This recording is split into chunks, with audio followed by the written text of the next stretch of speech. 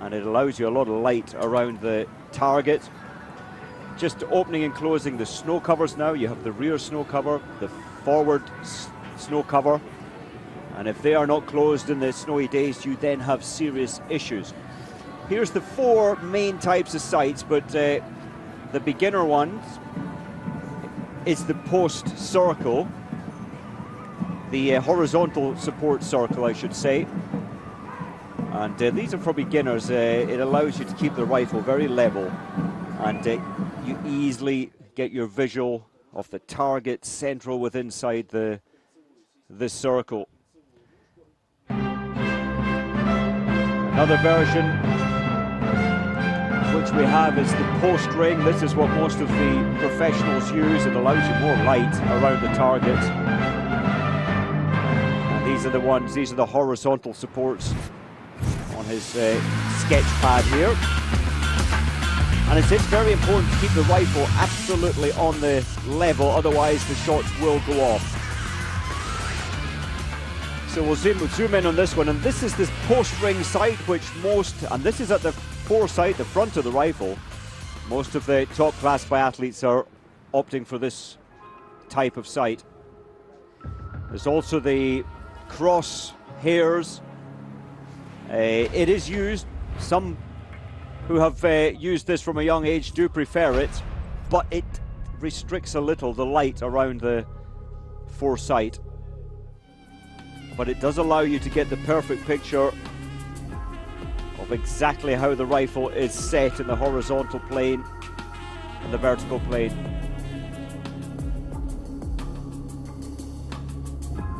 So this is Jean-Paul Jacquinot has given us this. This is what he has on the range, and he calls the shots in terms of what sights the athletes are going to use in each day's conditions.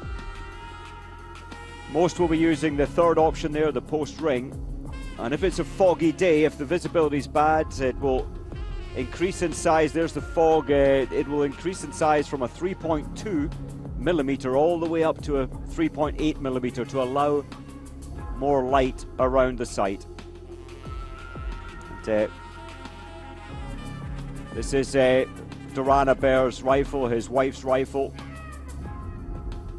And there's the foresight ring, and it's very simple to adjust. You just unscrew the foresight. He's unscrewed it already. Place the sight in, it beds into a little housing, and that's it. It's as simple as that. So on a foggy day, you change the foresight and put a larger one in, and your visibility is much enhanced. So some interesting technical information there from Louis Habert, of course, the husband of Marie-Dorin Habert, who will be racing today. We could have done with some slightly longer shots of the sights themselves, Mike, but that post ring, the simple post ring, is the one that most of them use. And the key is to have enough light coming in through the sight, but also have a situation where you can judge that the target is in the center of the light. As soon as you reduce the size and you reduce the amount of light coming in, that becomes difficult.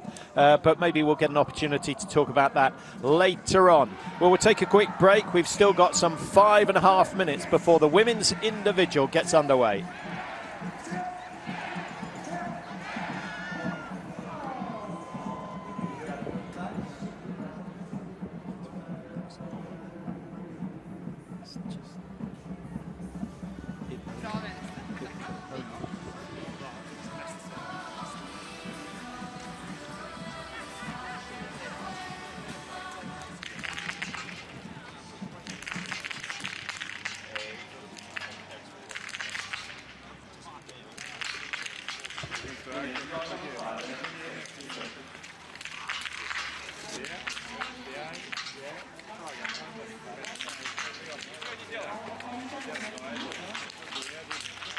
Aber wir haben es ja eigentlich jetzt so, dass nichts sein sollte.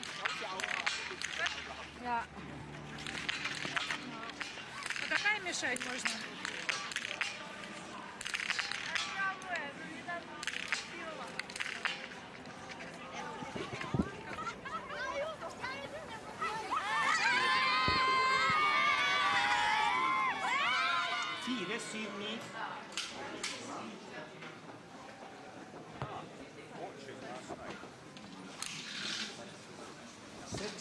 From where?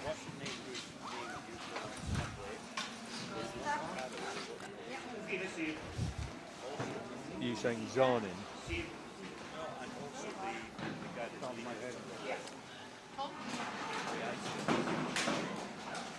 Which one was it?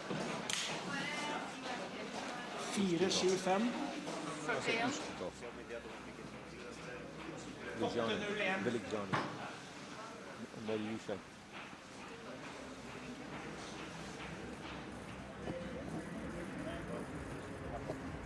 Okay. Well, don't take it off in Norwegian. You've got a bloody Russian next door. Well,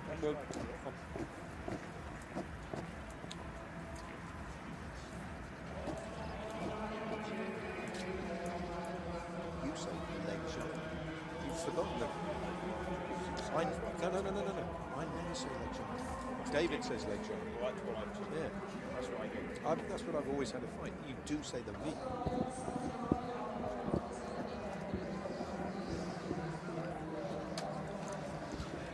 welcome back to Oslo. Still a few minutes to go before the start of the individual, and that will give us an opportunity to hear from one Dorothy Vera. Now, she's been immensely successful this year, but particularly in the individual events. And we've had two, she's won both of them, but not only that, she has hit all the targets. So she's hit 40 out of 40 in the individual races. That is some achievement. Well, Vera, of course, getting her first World Championship medal just 2 days ago in the pursuit. It was a tremendous performance, and she's obviously on a high after that success. Let's see what she had to say to Mickey Grice.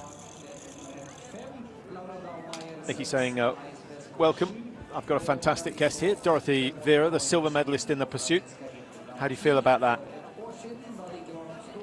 She said, well, to be honest, I only slept for an hour after the race. I was still lying awake at 6 in the morning. I was so bottled up with excitement. So she's a little bit tired at the moment.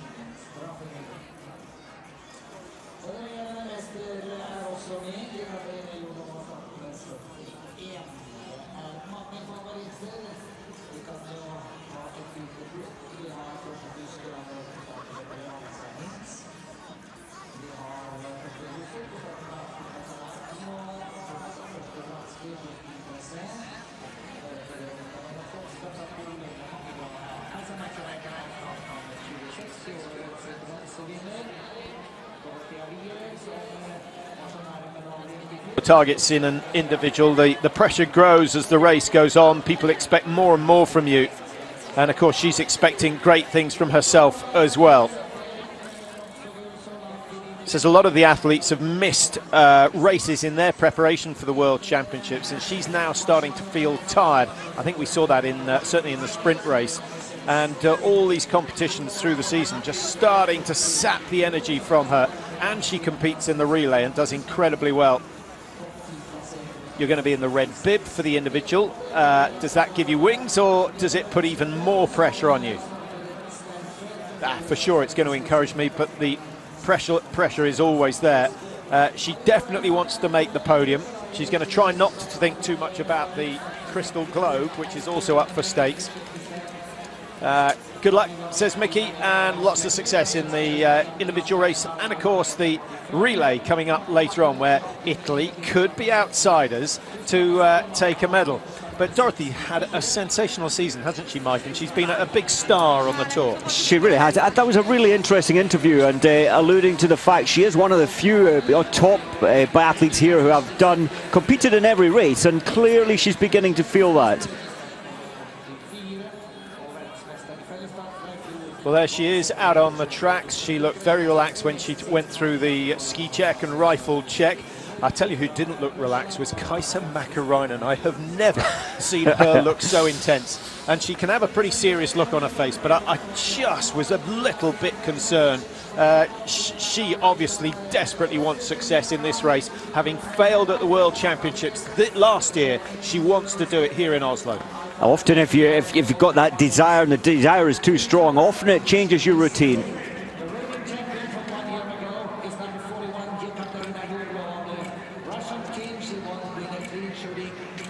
So a very good morning and welcome to Oslo. In fact, it's just gone midday, and we are due to start the women's individual in the next couple of seconds.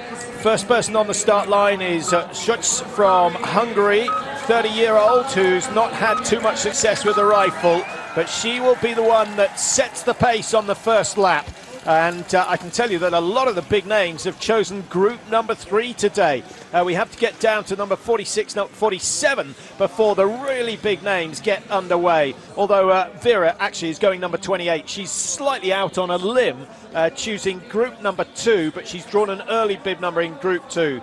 Dubrazava starting for Belarus, number 2, 30-year-old from Vitebsk, and 23rd in the sprint was a good race for her, but she dropped all the way down to 52 in the pursuit, missing a total of 8 targets. If she misses 8 today, she won't feature in the top 50, 60, maybe even outside the top 70. Well, often when you've managed to get 20 down in an individual, it gives you hope, it gives you belief you can do it again. And of course, Dubrazava did that, finishing 12th at the first World Cup of the season.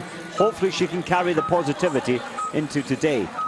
Vanessa Hintz for Germany, and Germany hoping for great things today. She hasn't managed to get into the top 20 in an individual this season, so I don't think Hintz is going to be the one that carries the medals away for the German team. Dahlmeier, Hildebrand, certainly the 2 favourites, and I'm slightly surprised that Hintz has come in, Mike, because her individuals aren't that good. Still no run for Miriam Gustner. Well, you know, like you, I was surprised, and especially when Vanessa finished 61st outside those amazing top 60. She didn't start in the pursuit, missing 4 targets.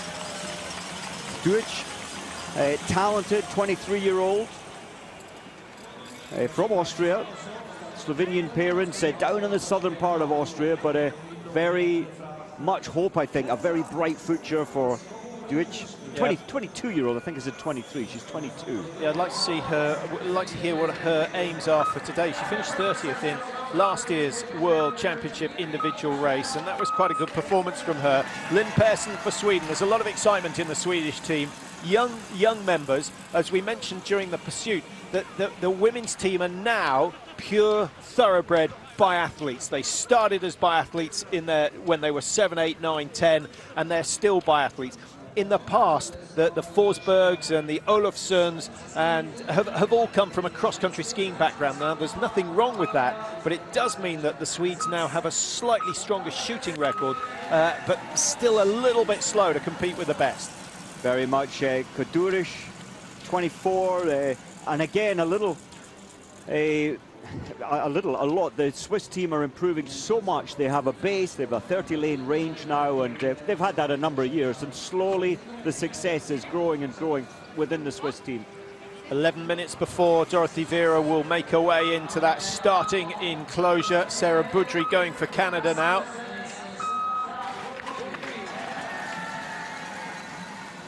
A field of 94 lined up today.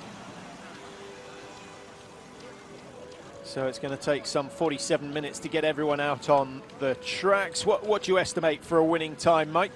Well, today, just looking at the track, a lot of the technicians talking to them say it's going to get faster. I think it'll be about 44 minutes today. Is this our gold medalist? Is she going to make medal number 3, gold medal number 2? I can't see her missing more than 1 target, which will still, I think, put her on a podium. But we'll have to wait and see. She's now in a position where she is the favourite, and that may change her psychology.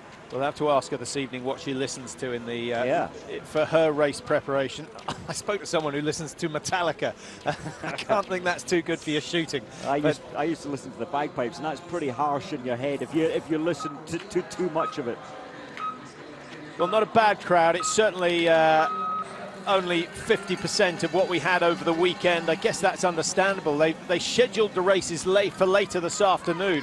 We've brought them forward to 1 o'clock because there was a real threat of fog. And actually, looking out over the Oslo field, Mike, we can see it no more. It has disappeared. There is definitely some weather coming in. A little bit of snow starting now, which won't favour those out on the tracks at the moment. So it could be a really interesting race. And I was just wondering what your interpretation of the start list was, Mike.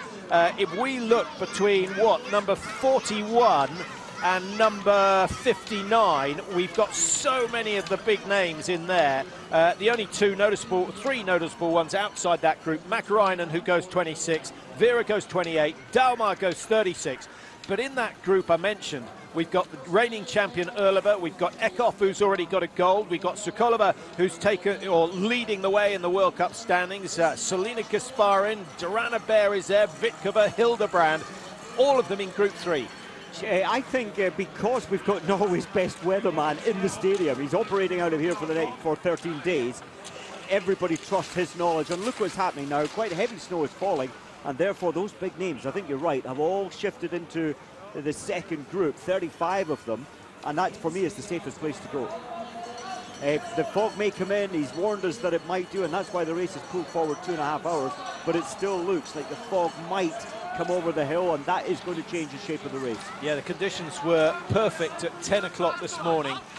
Just wondering why they didn't race even earlier if you're going to try and avoid the fog, especially when you think we've got 45, 46 minutes of start, and then they've got another 40 minutes out on the tracks.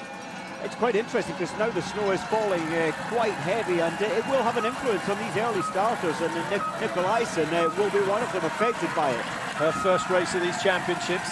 She's not had a long drive, an hour and 45 or so down from Lillehammer, where she lives and trains. 61st in the World Cup standing, so anything in the top 30 today would be very good for Nikolaisen. It is about taking little steps every time she goes out on those tracks, and eventually getting to the top level. Lynn Persson out on the track, coming up towards 1.5 kilometres.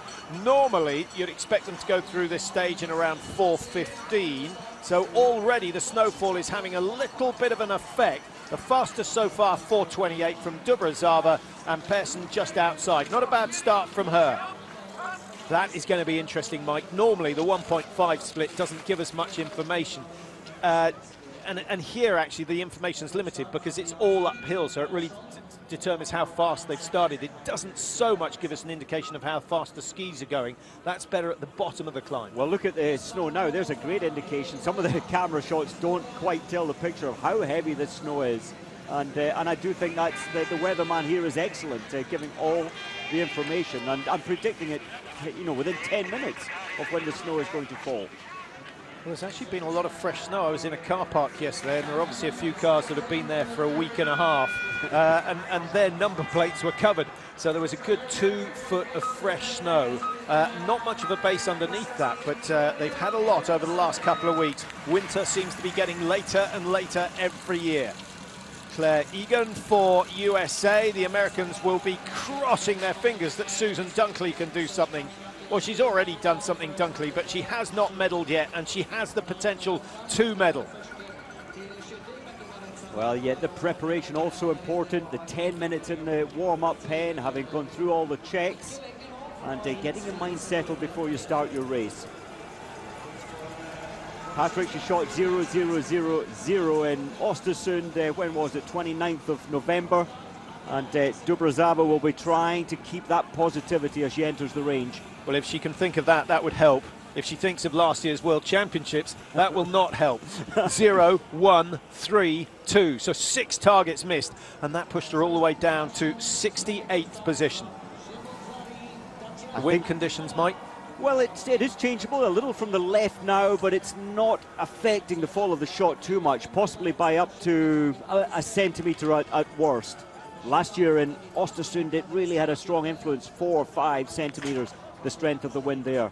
Now, Dubrazava, who went from 23rd in the sprint, dropped all the way to 52nd in the pursuit. Again, missing a massive target. 8 went wide on that occasion. Does that mean she doesn't like the heads-to-heads, or is it the 4-shoot races? I think it's the head-to-head that gives her problems. Well, there's the first miss. Everything seems to be drifting slightly over to the left-hand side. That makes sense. The flags have spun around. It was central and from the left and zeroing. Vanessa Hintz, though, not altering her shooting pace.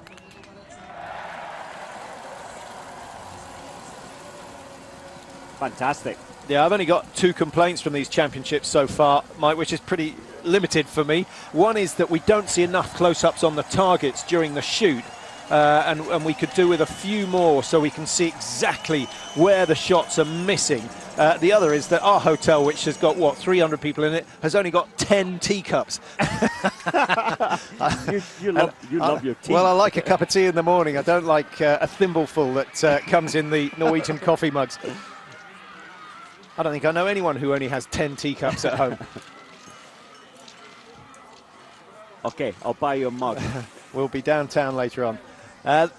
Over the top of the first climb as we go back to the range, Lynn Persson now, and the wind's certainly picking up. It is going to be, the weather is certainly going to be an issue today, and this is when you want the skills of Laura Dahlmeier, who is so observant, always aware of what is going on. And I think she's the first person this season, Mike, actually the first person for a number of seasons that we have seen change the sights, having hit the first 2 targets. Brave enough to make that call, and of course she went on to clear the rest. And I think that's an indication of why Dahlmeier is so good, is so dominant, especially at the majors. She doesn't seem to feel pressure. She understands her rifle totally and how to adjust it. Persson high right.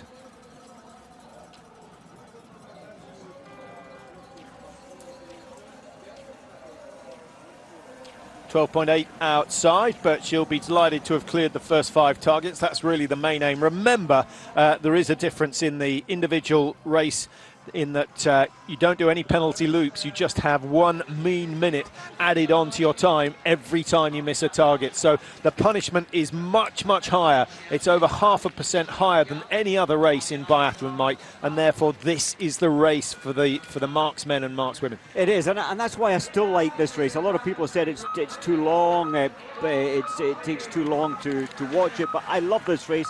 And Eva Tofalvi, for those who don't ski the fastest, with respect to Eva, she has won a race at this distance because she's such a great markswoman. It's not been going her way so far at these championships, but not a bad season for Tofalvi. She's now 37, so certainly in the top 5 in terms of age in today's race. Guisdon is another who's up there in the late 30s. But as we've seen this week, you can still win medals in your 40s. Astonishing efforts from Uliane Bjorndalen, who is lined up to race again tomorrow. He's certainly earned himself a place in the mass start with his results so far, and I guess Bjorndalen is going to race in the relay as well. Who would have imagined that at the start of the championships?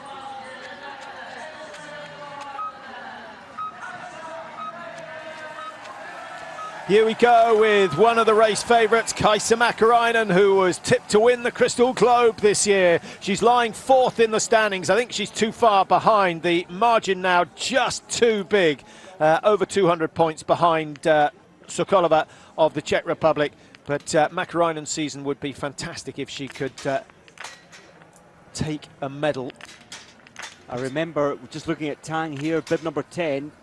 She was introduced to World Cup racing at 17, and she really is maturing well, and so often able to get all of the targets, and maybe a chance today for China to, hey, they've done it twice at World Championships, taken silver medal in this event. Quite amazing. Ribo Sun was the last And Tang, of course, shooting 10 out of 10 in the sprint. So she needs to carry that sort of form to this race here. Here we go with Dorothy Vera. This isn't a bad start. I know we've got the snow conditions, Mike, which may well affect her. We don't know, because if the snow goes on and gets any heavier, those at the back of the field are going to struggle a bit more than those at the front, because the snow did not start until 1 minute before the race time.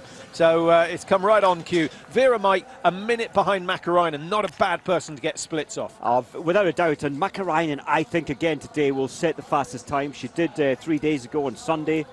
I'm quite sure she's on such good form. And you said Mäkäräinen looking so focused, so serious. She wants a medal in this event. Sometimes you can want it just a little bit too much. Certainly that was the case in Kontiolahti last year, her home World Championships. Wasn't it extraordinary? The year before at the pre-championship World Cup, she won 3 out of 3 races, and then she got herself just 1 medal in the championships last year. Nicolaisen taking an age to set her position up, and it hasn't worked for her. She relaxed, she bedded onto the mat comfortably. Missing the first shot is painful. Takizaki will be next for Japan. It's been a disappointing championship so far. 43rd and 32nd for the Japanese athlete. She is much better than that. She was fantastic out in Canmore, the first round of the North American World Cups. Well, that's a good start, though. Takizaki, and it was 16 years ago here that a Japanese athlete, Tanaka, had her best result, 4th position, just off the podium.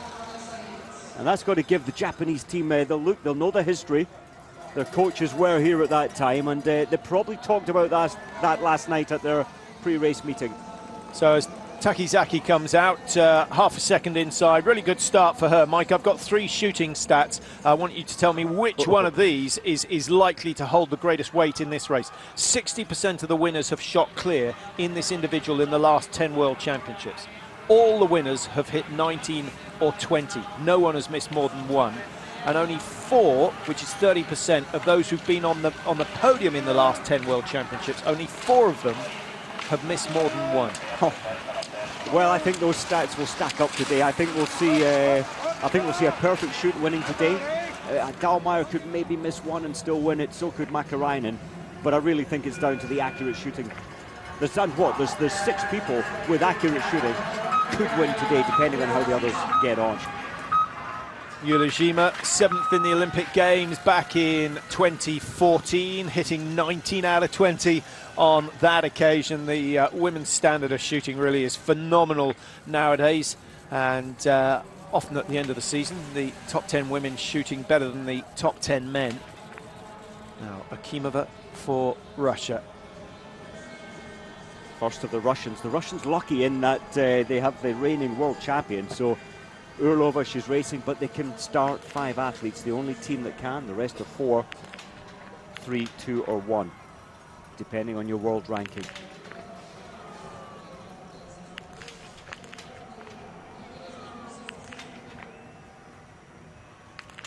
Well, we haven't really mentioned the French so far today as we watch Akimova. Does she finish the shoot off nicely? She does, 5 out of 5. Good start from her, and the French usually setting the standard with the rifle. Justine Brezat, starting number 19. She is 19, still very, very young. 14 times she's been in the World Cup points this year. That's great consistency for one so young, but only 25th and 22nd in the 2 events so far. She's better than that. Oh, that's a nice start. That's a great start. Last year in this event, she missed 3 out of 5 first time. The last target went down at 8:17. Here we go. Big response for Laura Dalmeyer. Already has 2 medals. Didn't race in the mixed relay. Decided to miss that. She was having a few issues with her stomach. A little delicate, some said. But it's turned out to be a good decision, Mike. And I think the German camp have to be happy with that. She just appears to be a bit of a lone operator in the German team. And you were saying this morning that compared to 10, 15 years ago, where everything worked like clockwork. It was all about discipline. You will turn up at breakfast at 6:30. You will leave breakfast at 6:45. Now they drift in and out, everyone pretty much doing their own thing as we watch Vanessa Hintz. It's been the big change that I've noticed. 16 years ago, teams would stick together, come down at the right time. You had more of a team feel. Quite a loose setup now, and that's no bad thing, but you don't quite have the same team unity, I think, as we used to see.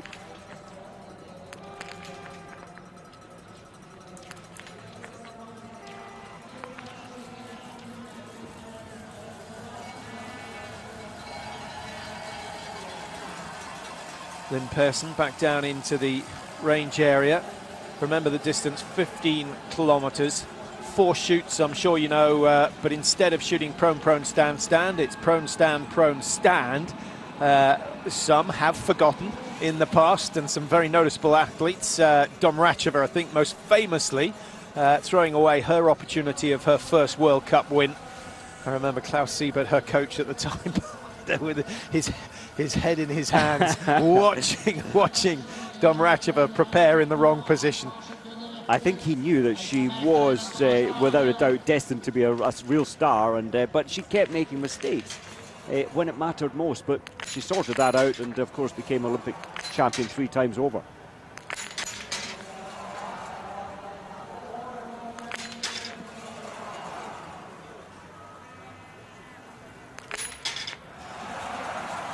Well, it's not quick, but it doesn't matter. All 5 have gone down, 10 out of 10 so far for Pearson. And that time of 19:38 from Vanessa Hintz is going to be well beaten. She'll be well over a minute inside that. And the Swede really setting the mark at the moment. And anyone of her ability who hits 20 out of 20 can be thinking in terms of ending up in the top 10, even though they're some 2.5 minutes slower than many of the athletes out there. What do you think? What are the chances of the reigning champion taking it again 1 year later? She's just started. Well, I wouldn't put the 20p that I've got for the public toilet on it. Not a chance. I just can't see it happening. There's no indication this year. I know she's had a podium, Mike, but I haven't seen any indication that her shooting is there. Did she get lucky last year with her start position? Possibly in Kontiolahti. I know she stunned anyone. And actually, Mike, starting number 93, she was the latest starter ever to win a women's individual. Yeah, quite unique it was last year. Makarainen looking good. Oh, until I said that. That was high right. The second one was high. So, well, everything drifting high right. Without a doubt, look at the flags. From left to right, it's blowing the bullet, if you like, into that top right segment, or influencing it, not blowing it strong. Left to right, but also coming over her left shoulder as we watch Tyrrell Eckhoff. Now, the last individual, she shot 0, 0, 0, and then missed 3 on the last shoot. In the pursuit the other day, she went 1, 1, 1 and missed 4 on the last shoot, but she has now at least got a clear shoot under her belt, and of course she walked away with the gold medal in the sprint. Here is someone who medalled in the pursuit, Dorothy Vera, yet to miss a target in the individuals this year. She has won both. No one has won 2 individuals and not gone on to win the Crystal Globe. She won't shoot slowly. Oh, well, I think the first miss. I think that's cost her the race. That one shot, the win that is, can still podium with 1. But Mike, the wind is building, and that means that those who've chosen to go later are going to struggle a little. The snow is still falling, and the depth of snow out on the tracks is going up rather than down. So I'm still not convinced that Group 3 is the place to be. You could be onto something, but talking about going down, I think Vera's mindset will drop down, having missed 1 target first time in. It's 1 minute penalty already, reducing her chances. Tang, we mentioned her good shooting and the history. It's been a long time since the Chinese team were performing at the top level. Well, that's a shame that Hauser has missed at this stage. She missed on the first shoot last time round, missed 2 actually in Kontiolahti, and then cleared the last 3 shoots.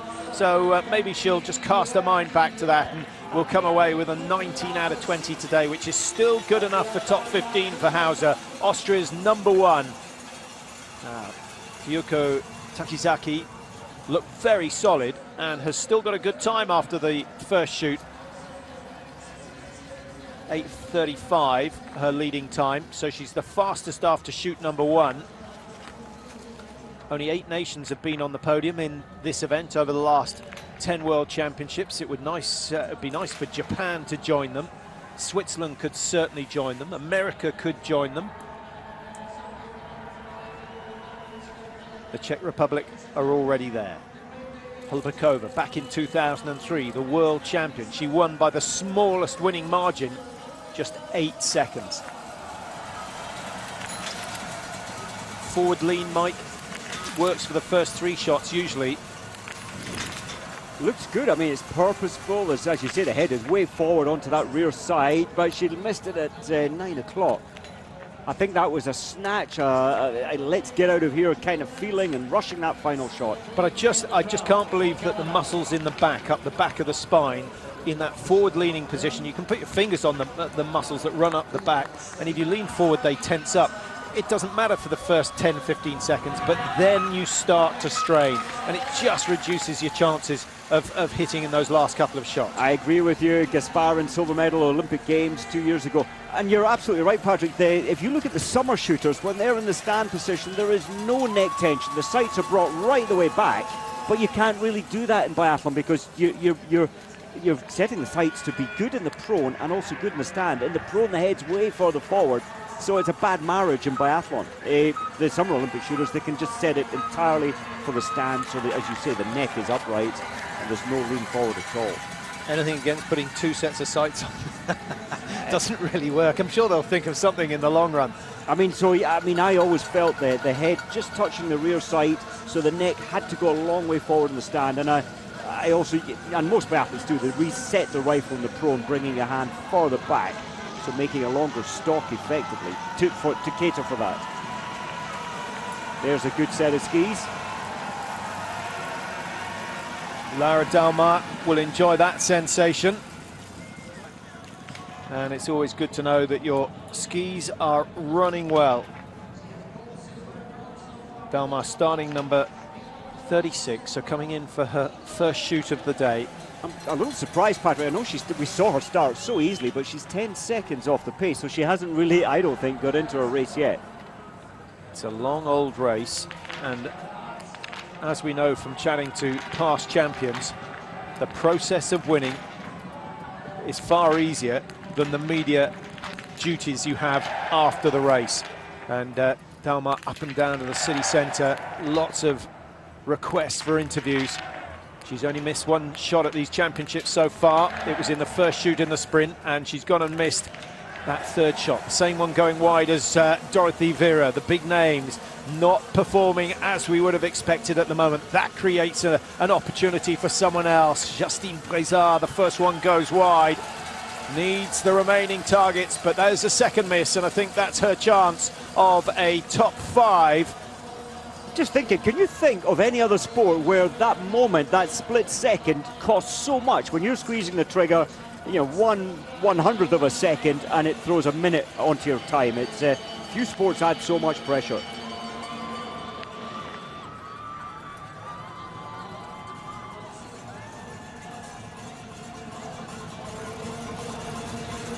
Well, there are plenty of sports where missing by a millimetre can cost you championships. All the precision sports, golf, snooker, croquet. Now, Franziska Hildebrand, is she going to be the one who clears 20 out of 20 today? Karen Oberhofer, it's not quite been the season we were expecting from her. It started well in Östersund at the beginning of the year, and she's thrown her first one wide. What a dreadful start for Oberhofer. 14th in the Olympic Games in this discipline. She was 17th last year in Kontiolahti. And Oberhofer has a big task on her hands now. Hinks looking to push it up to 13 out of 15, which is far more respectable than 8 out of 10. Shvatova for the Czech Republic throws one wide. Mike, the light has changed dramatically from when they zeroed. The snowfall as heavy as it's been at any stage now.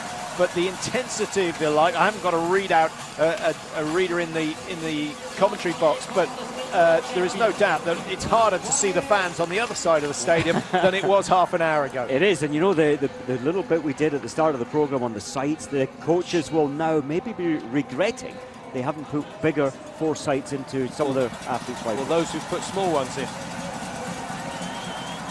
Just good news for the British team. Amanda Lightfoot, she so often at major championships performed so much better. Delighted to see that she's in 12th position after the prone shoot, with so many having now gone through.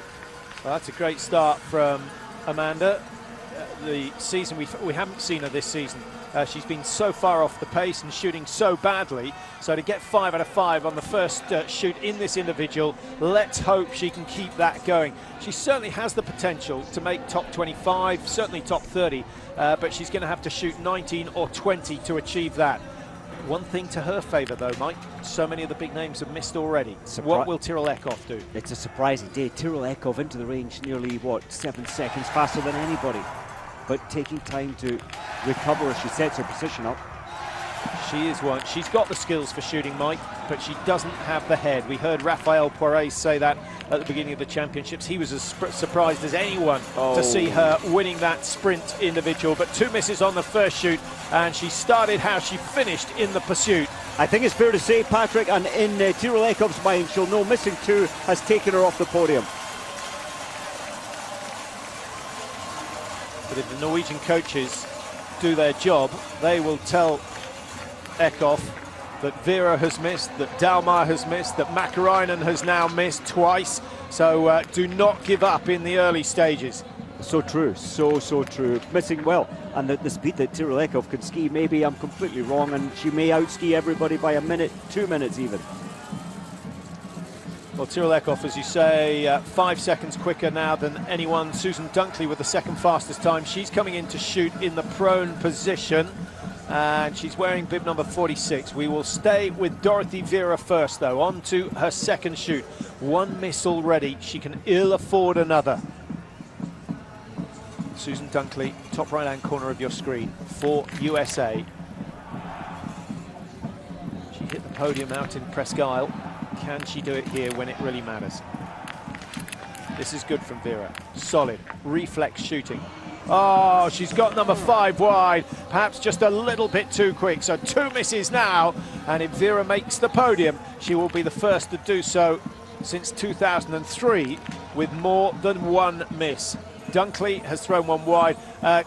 Mike, we were talking about the light. I'm just checking my glasses to see that it's not them fogging up, but actually it is getting worse by the minute. So, sun up, sights up, sun down, sights down. We haven't seen anyone adjust the sights vertically. No, we haven't. Maybe there'll be some advice. Certainly the coach is telling the athletes exactly where the fall of shot was. But of course, the individual, you come in first time, you shoot prone. You come in the second time, you shoot standing. So there's a huge gap, somewhat 25 minutes between each of the prone shots. Say some 20 minutes, I should say. Sokolova, the World Cup leader. Lots at stake today. Obviously the world title, but she's desperate for the overall individual. If she wins today, she could get the individual Crystal Globe.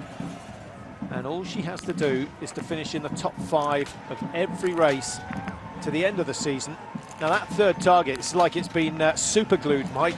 All the big names are missing it. I found that was quite amazing. Everything there, her routine there was immaculate. She didn't stress. You could feel the relaxation, her relaxation through the rifle. And she missed the third shot. Right? Yeah, Lin Tang had such a good opportunity to go into the lead. Now, this is going to cost her a few seconds to sort out. She doesn't want to ski the rest of this loop with a parachute hanging off the back of her head.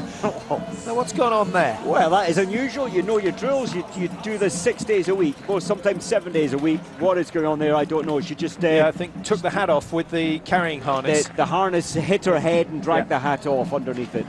And Ace Bichon is absolutely one of my outside favourites today. You know, not one of the favourites, and often these are the ones who shoot best on the big individual day. Sakizaki with an opportunity onto her third shoot. There's a change of the sights. That looked like 2 or 3 clicks to the right. It's unusual, and Ace Bichon has the eye patch, if you like, covering the right eye and not the left, although the left eye is closed. That's a great start from an ace. Takizaki with one miss, and we'll let you know exactly how that affects her. We haven't seen Guzik, but Guzik leading the way after the first shoot. Well, now it's Bichon just taking her by 1.9 seconds. So Bichon, Guzik, Takizaki, Hintz and Brazar, an unlikely looking leaderboard after the first shoot. The second shoot, Pearson, Tang, Ransom of Canada's just gone into third position, having cleared all the targets. Well done to her. And Moon of Korea is down in seventh, having hit 10 out of 10. Marie Duran-Hebert, this is her first shoot. Looking for that time of 8:33. It's going to have to be a reasonably quick shoot. Most of them coming off, firing that last shot at around 8:17. She's still got a bit of time to spare, and she clears the lot. Marie Duran is looking very, very solid. Remember, she was trying to defend the sprint and the pursuit titles. She's lost both of them, but she's done it extremely well, Mike. A silver in the sprint, a bronze in the pursuit to add to the 2 golds that she got in Kontiolahti. She now moves into the gold medal position, but it's very, very early days. Laura Dalmar with 1 miss. The pressure has increased on this second shoot. Vera, remember, missing 1 in the first prone and the first stand. And look at the clock, it's way past Julia Gima's time of 17:37, who's cleared. You just feel that Dalmayer isn't going to miss any more. She missed the first 1 of the first 5, but you just get the feeling she's going to get the next 15. Gerald Honig, no expression there, but he's got to believe in her again that she will get the next 15.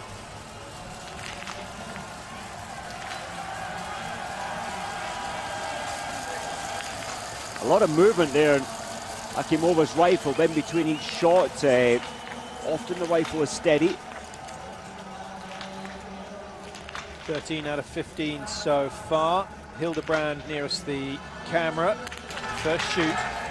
Will she be able to get the third one down?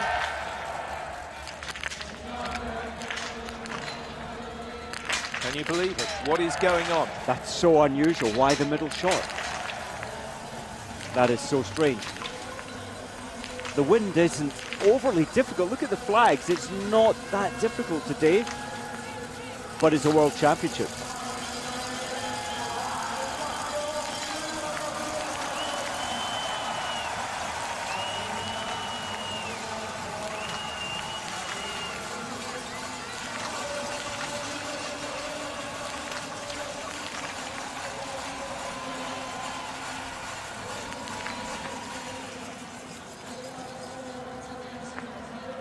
Well, Marie Duran-Hebert, as we saw, is the leader after the first shoot.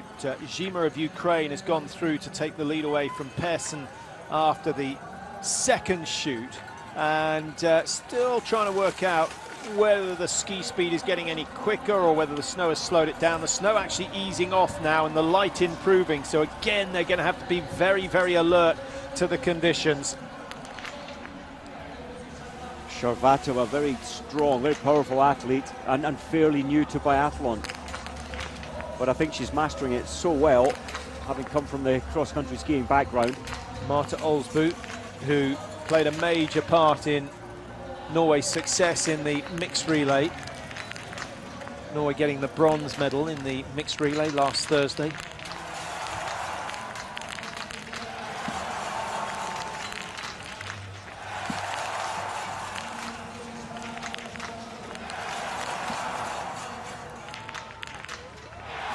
Well, the time is good, Mike. The time is fantastic from Olsbu. Now, is that the first indication? I know she's a quick skier, but you wouldn't expect her to take some 10 seconds out of Marie Duran-Hebert. And I wonder whether the tracks are now starting to go well. But just as I say it, the snow starts again, and that might slow them down on this next lap. Erlova of Russia. What was the time? 5 out of 5. I missed the time. She got the last target down. The time was excellent. I think she'll set the new fastest time after the stand shoot, and she's looking pretty sharp today. Is she going to do the double? Can you believe it? I just can't see it happening, but you never know. You never know. She proved she could cope with the pressure last year. Here she comes. 2 shoots completed. Both of them are clean. 17:37, just a little bit too quick, but she's only 6 seconds outside, and she's a lot closer than she was at this stage of the race out in Kontiolahti, and of course she went on to win it. That is still so true, but she looked a little different for me there in shooting. There was positivity, there was no hesitation. And Urleva, her 3rd shot was fired, and her pulse was still over 170 beats per minute. So coping with a very high intensity. Lynn Persson of Sweden has gone through her 3rd shoot clear, and here she is just missing that first one in the 4th. She's got the fastest time after the 3rd shoot, but that is going to do some damage. Oh, and that's going to do even more. Suddenly the nerves have got to her. Kaisa Mäkäräinen started 26, her 3rd shoot, and Mäkäräinen, just looking at her position, she went 1-1-1, so that's 3 misses for Mäkäräinen. She's going to have to wait for the mass start, I think, Mike, to have a chance of taking a gold. 45 coming in, actually. Susan Dunkley just coming in wearing 46. Hopefully we'll pick up on her shooting score. Guzik going out, clear on both. And this looks good. It looks tremendous. 9.4 inside, and suddenly Poland have the race leader. Guzik, so many times, she was the first ever female biathlete to hit 20 out of 20 in this race in the Olympic history, and always puts it together well on the big day. Vera surely needs the last 10 targets. Needs number 3. She's got it this time. Last one. Stay focused. Down it goes. That looks much better. More rhythm, more flow in the shoot that time, Mike. She says it's got to be run on automatic. I'm not convinced that the first 2 were. It didn't know. She was hesitant. She took longer to settle her position. She wasn't sticking to routine. Well, she's got a chance now because Lynn Persson has gone and missed 2 on her last shoot, and Vera only 49 seconds behind, having missed 2 more targets. So if she does clear the last 5, she's got a chance at getting the podium. And if she finishes in the top 10, I'm pretty sure she's going to secure the Crystal Globe for the individual discipline. Here is the only woman that's won the individual Crystal Globe, having won all the World Cups. But that was back in 2014, and there were only 2 individuals. She didn't win the Olympic title that year, though.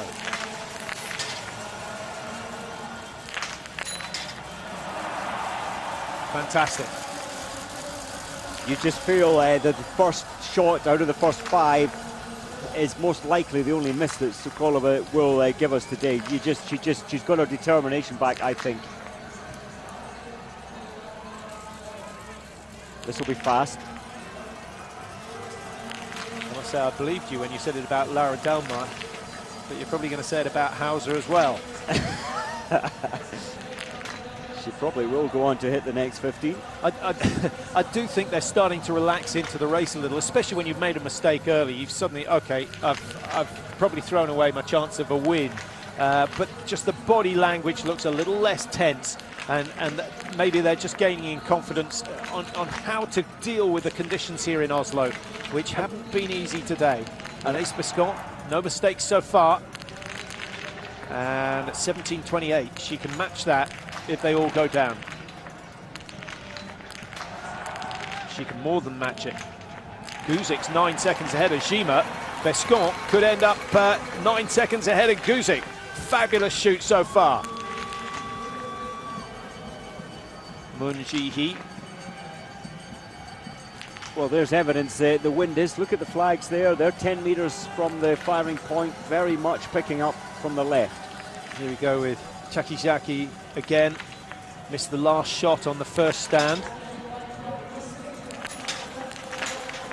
This time, no mistake. So 18 out of 20, that is good. And it's going to be another solid result from Chakizaki, but she's one of those athletes that needs 20 out of 20 if she's going to take the title at a race like this, or even to take a medal.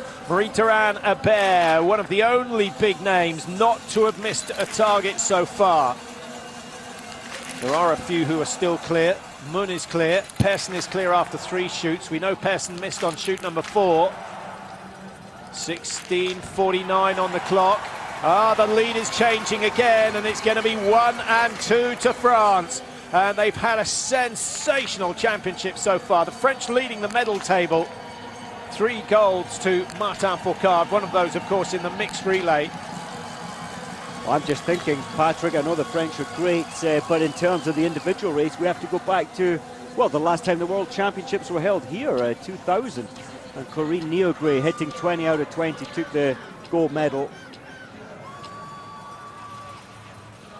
Coco, as she was known. What a great athlete she was. Really set the ball rolling for the French. And actually, France, Mike, is one of the only teams where the women have been as strong as the men, and continually so. And I think partly because from very early on, they've always had joint training camps. They haven't separated the teams, and I think that's helped them be equal and better than the men, often. Now, you promised us that Dalmar wouldn't miss again. Oh no, that's it's that middle target again. That was low right at around 4 o'clock, and it could be very, very costly. 18 out of 20, the best that Dalmar can do now, and already some time outside Pearson's time, but we have to remember that Pearson has missed. Well, just to update you on the position of those who completed the first 4 shoots, Takizaki is leading on 37.42 with 2 misses. Tang in second for China. Japan and China and Sweden, the leading 3 nations after 4 shoots. There's an unusual leaderboard for you. It's incredible. But things will change. Nikolaisen, first Norwegian to go through all the 4 shoots. She's missed 5, 1-1-3-0. Now, Mike, you've got you're Marie Durand-Hebert's coach for the day. What information are you going to give her? Bearing in mind that she's got the lead after 2, she'll probably know that anyway. What other information would you give her at this stage of the race? The only thing I would give her, knowing that there's another prone, lying down shoot coming up, is show her the fall of the shots from the previous, and then let her make her own adjustments, her own decision on what she should do. It's the only advice I'd give her. I'd let her run her own race. High at 12 o'clock for Gorekova for that second shot, the last 3 going down in rapid succession. That would have been a useful time. She would have been out in around 17.25. That would have been competitive.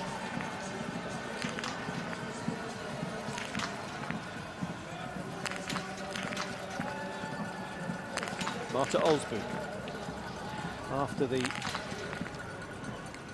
first shoot, she still has the fastest time, 8:18, 12 seconds inside that of Marie Durand-Hebert.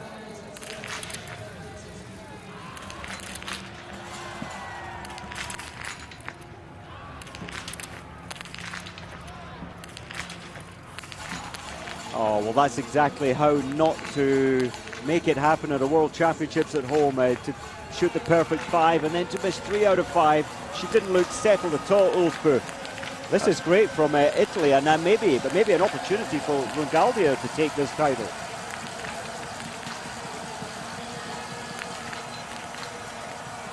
She used to shoot right-eyed. Scardino, that was damaged. They've adjusted the rifle. She's now sighting through her left eye, and still equally as good. I think that's amazing to make that big adjustment to your technique. Always takes some 8 seconds longer than the rest of the best, but she often gets all 20. Well, she's on 15 out of 15, 27.19 the leading time. Scardino is going to be inside that. Well, that's a tremendous run from her. Remember, she took the Olympic bronze medal back in 2014. So, Belarus, without the services of Daria Domracheva, doing very nicely at the moment. And Katarina Erler, she's not going to give up this title easily, is she, Mike? No, 15 out of 15, I can't believe it. 27.03, she's got another 12 seconds or so before the clock will stop. It's going to be tight, but we could well have Belarus ahead of Russia, or it might be the other way round.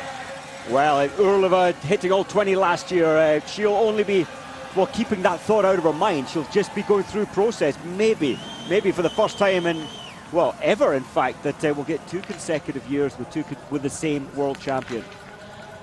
It's not well, Tora Berger. Tora Berger, I beg your pardon. Two world championships plus an Olympics to go with it. So she won in 9, 10 and 11, is that correct? Sorry, 12, 13 and the Olympics 14. 12, 13, 14. I mean, you're an Olympiad behind. Now, Guzik, good so far. 26.02. She's plenty of time in hand to go ahead of Oliver. Oh, not now, not now. That second shot, very, very high. I think that looked like a snatch. 3, 4 and 5, pretty central, but her chances have gone, not altogether, but they've been drastically reduced, just like Pearson's were on that last shoot. 3.3 outside Dubrazava. Now Dorothy Vera. 36.57. It's a remarkable recovery. So the last 10 have gone down, and Vera certainly has a chance of top 5. I think that's good enough to secure the Crystal Globe for the individual, Mike, but it is not the 20 out of 20 that she desperately wanted today. She has one medal, she wanted one more, she's still got a chance in the mass start, but I think today was her best chance. It was, and her mindset is so strong, and to only have slept 1 hour the night that she won that silver medal, that she buzzes, she's got so much energy, and I wonder if that's just taken a little edge off her for this event. Did you used to glance up at the big screen to see exactly where you were after you came out of the stadium? I often wasn't threatening the lead, but I certainly, well, I was in second place for a lot of the race at Olympics once in this event, and it only puts you off. You've just got to, I think, stick to process. Sokolova just needs to be consistent. Her main goal this season is to win the Crystal Globe, but it would be nice to have a world title with it. When you look at Sokolova's time, 26.43, now look at Urlova's time, 26.56, and yet Sokolova's missed one more target, so 1 minute extra. So skiing very well. 26.55, she will only be some 5 or 6 seconds off the pace of the leader, and you sort of sense that if Sokolova can go clear on the last shoot, she could chase Oliver down, so she's in with a good chance here. 4 wins already this season, 10 podiums in total, and she's had 20 out of 21 races in the top 10. That's a fantastic record from Sokolova, and that's why she is the world #1. Good shooting from Hauser. Now, what about Anaïs Biscon? The French are looking good. Anaïs, her only, if there is a weakness, is the last shoot, the standing. Beautiful, absolutely beautiful. Jean-Paul, normally a smile when it's going this well, but nothing there. Oliver's time of 26.55 is under threat. Bescon just needs to keep it going steady. The margin, well, that is fantastic. Absolutely fantastic. What was she? I know she was had good odds with the bookies this morning, Mike. Well, that's it. I mean, when you look at the history of Anaïs, at the major events, she seems to, and some athletes do, she seems to raise her game, but she was something like 60-1 this morning for this title. Well, I know who's paying for dinner tonight if she comes home. Let's see how Marie Durand-Hebert does. This is shoot number 3, trying to keep pace with her teammate. 4 out of 4. Watch the right eye, looks very focused, and down it goes. So Durand-Hebert, it could spoil Bescon's party. But that was a masterclass there from Durand-Hebert. And the amazing thing with Durand-Hebert, I know her husband Louis is right beside us in the commentary booth there, in the same hotel as the French room. It's really struggled today to find a babysitter, so they're in with a little girl who's what, a year and a half, and it's quite tough. I don't think the team's always overly supportive of that concept, but they have to make do, and she's making it do very well at the moment. 9 athletes with the perfect score after 3 shoots. Laura Dalmar is not one of them. 36.57 from Rune Galdier. She can certainly match Dorothy Vera, but she needs them, and she needs them fast. Needs to lead the range at around 45. She should do that if she has a normal shoot.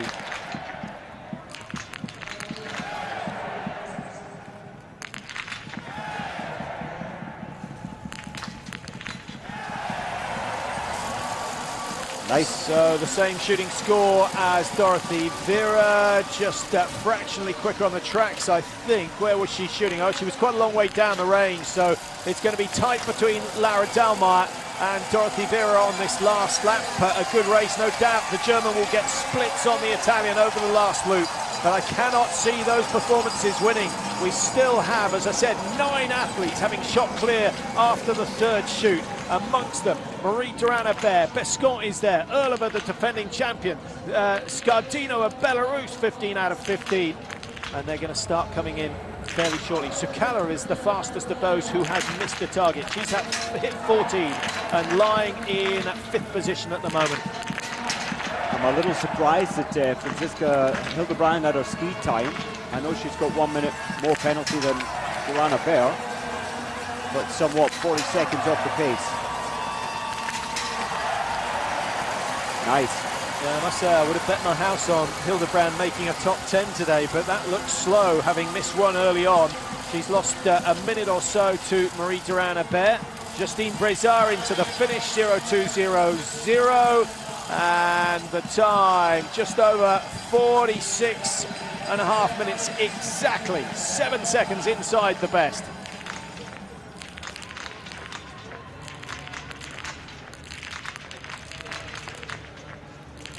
Oberhofer, she's matched Vera shot for shot so far, and Vera cleared all 5 on the last shoot.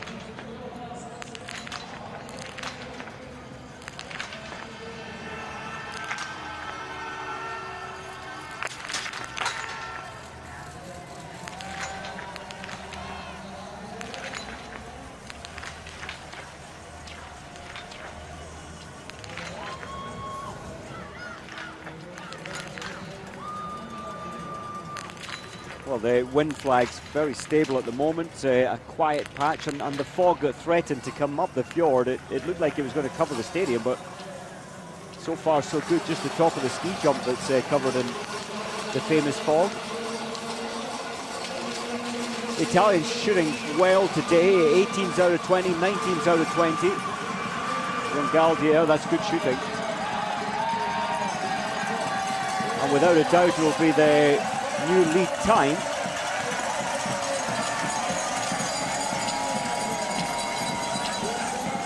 .46.30 for Justine Brezard, beaten by a good 30 seconds by Alexia Rongaldier. That's a sensational run, her best individual of the season, 29.7 inside.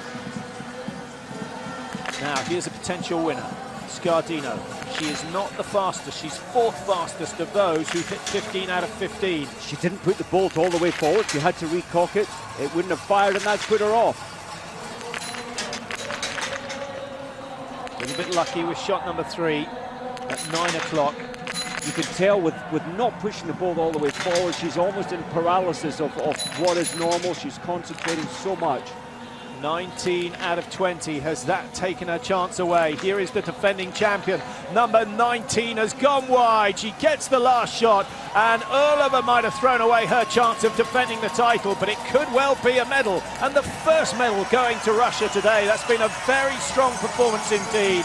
And here comes Kaisa Mäkäräinen, not a day she'll want to remember. 1-1-1-0, one individual race remaining for the great Finn to turn what's been a disappointing season for her into a memorable one. Last chance.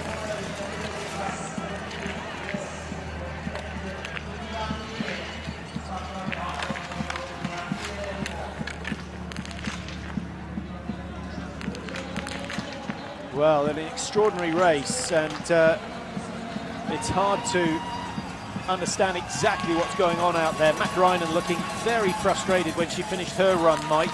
Do you think that's with herself, or do you think it's with the conditions, or do you think it's an element of the teamwork? I think it's with herself. She knows how to hit targets. She's done it before. She took the bronze medal last year, missing 2. She missed 3 this time. Well, this is fast and music. Beautiful. Well, this is on the edge, going to be the latest best time exiting the range, 4th time.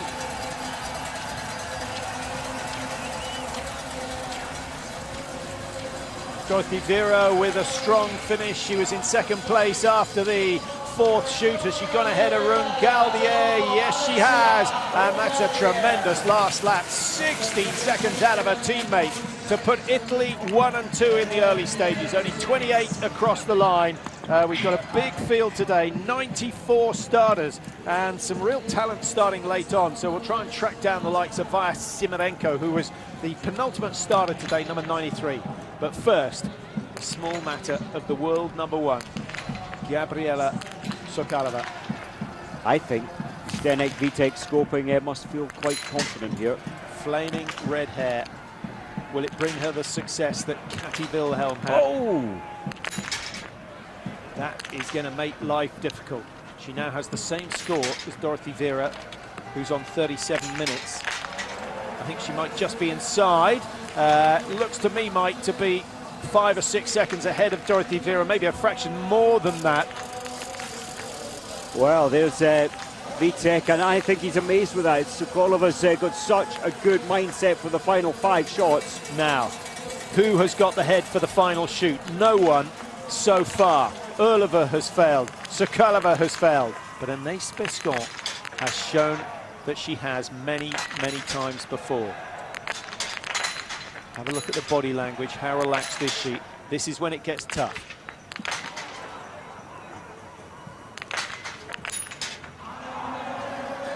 She might just have handed the title to Marie Durand-Hebert, who'll be in very shortly indeed. Durand-Hebert started number 52, just exactly a minute behind her teammate. And just having a look, I think she's coming around the corner into the range as we go back to Lisa Theresa Hauser on the home straight now. 19 out of 20, it's as good a score as we've seen all day, and 45-46 won't be matched, but it's a tremendous run from the Austrian, and she takes 3rd for now. Well, as soon as you said these are the hard shots, when Anaïs was shooting, you felt the pace. She was almost thinking the same thought. Okay, what about Marie Durand?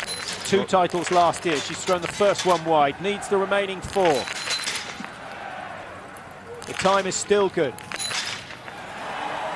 Down it goes.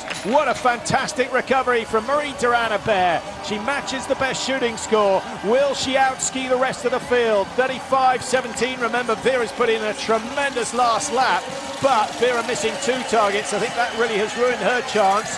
It's a ski race to the line. Bescon leading on 35-38, and Marie Durand-Hebert is going to be a few seconds inside. 8.3. Well, on paper, I certainly would put Durand-Hebert ahead of Anaïs Bescon in terms of ski time, 8 seconds. And Anaïs Bescon will be given the information that she's down 8 seconds effectively. The French team will share that information, and she'll need to have the fastest final 3 kilometers of her career if she wants to take that gold medal ahead of her teammate Durand-Hebert.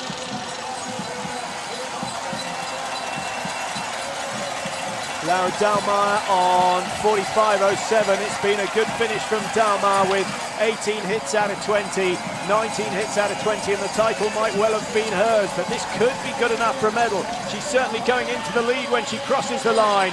Germany pushing Italy down into 2nd and 3rd, and Laura Dalmar, who already has 1 gold to her name, could well be adding to her medal tally. Well, Dalmar in her first race here, the sprint competition, she took 14 seconds out of the next fastest in the final 2.5 kilometers. This time it's 3 kilometers, she'll probably take more. A bronze and a gold. What color will it be today? Victor. She can join the rest on 19. A little delay, but it was well worth it. She saved herself a minute's penalty. I think she's got herself, well, into 3rd place, exiting the range. Well, Victor's had a really good championships when you look at the individual races, Mike, but it's been slightly marred by her performance in the mixed relay, where she took the first leg. Is she just not a relay performer? Does she feel the pressure even more? I think she's not a mass starter, and I'm amazed that she still is put into that first leg position. She's not ideal at coping with it. Guzik charging towards the finish now. Dalmar's time of 41.26. She's only just outside that, but Dalmar missing 2, so Guzik not as quick as the German. Hildebrand, a bad mistake early on, missed target number 3. That's a great finish, a really solid finish from Hildebrand, but the ski speed is not there today. There's something not quite working for Hildebrand. lost her form without a doubt. She was much faster in December and January, and what a pity to lose your speed, your form at the major championships.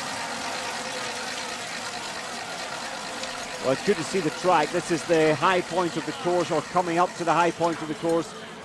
Gabi Sokolova must be feeling quite confident at the moment for, I think, just a new fastest time.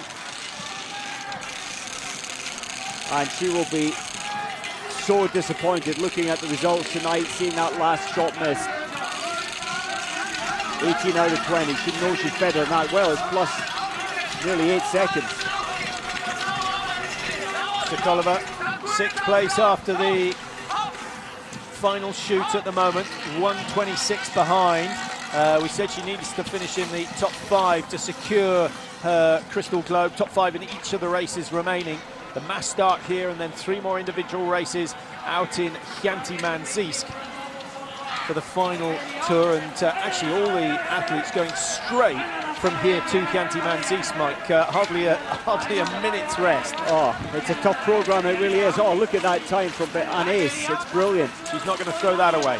She will not throw that away. So Biscont looking good, but it's her teammate Duran Abert, who is 8.3 ahead. Hildebrand at 1:10 is out of it, but in 3rd place after that 4th shoot. So it's not been a bad run from Hildebrand. Vitkova in 4, Guzik in 5. They are just seconds apart between 3 and 5, so the positions could well change. And Sokolova's got to produce the lap of her life if she's going to get herself anywhere near the podium. She's got some 16, 17 seconds to make up in the last 3 kilometres. Unlikely. Duran Abert, what a world championship. Gold 1st race, silver 2nd, bronze 3rd race, and looking pretty good for the gold again today.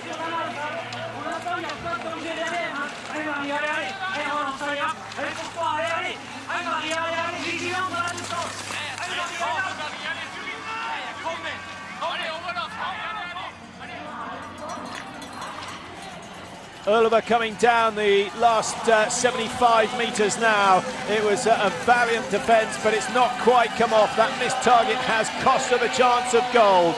And Delmar's time of 45.20, far too good.